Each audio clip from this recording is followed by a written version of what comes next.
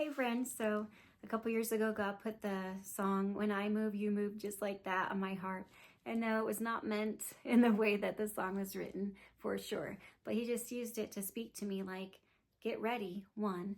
And then when I move, you move just like that. Or when I say move, you move just like that. And he kind of gave me a picture of what that could look like. And one was when the lead dancer takes the lead and they lead the other person. The other person is so trusting of them and they're so in sync and intrinsically woven together. Like if you see these dancers that are just so in tune that they just, without doubt, they just follow the lead of the lead dancer because that they know that they can trust them and that they're going to not lead them astray. And even when they throw them up in the air and they catch them, like they have to have trust for that. So he was one saying, you need to trust me enough to move when I say move.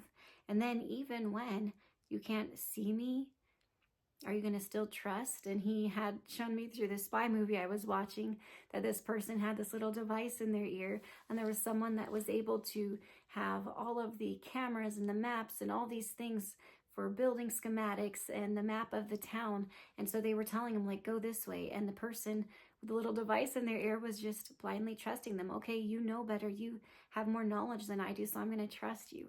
So God was saying that, like, even when you can't see me or necessarily feel me leading you, will you listen to my voice and where I lead? And will you trust that even if it seems sudden and scary, are you going to move when I say move? And he reminded me of the story of Abraham and how he told him without even knowing where he was going, move. And Abraham moved just like that. And he's like, sweet daughter, that's the kind of faith and tenacity I want to build in you. That when I say move, you're not going to blink, you're not going to doubt, you're not going to drag your feet. You're not going to hesitate even a moment, or you're not going to step ahead of what I say. Because sometimes there are times in my life where I'm like, okay, God, I am so ready to move. Like, let's get moving. And then he'll be like, but just wait. And I have to wait then for his leading. So sometimes it can be hard either way. If you're feeling paralyzed in fear and you don't want to move and you're scared, or if you're just so past ready to move. So we can either move ahead of him or we can kind of stay stuck and paralyzed and not move when he says move.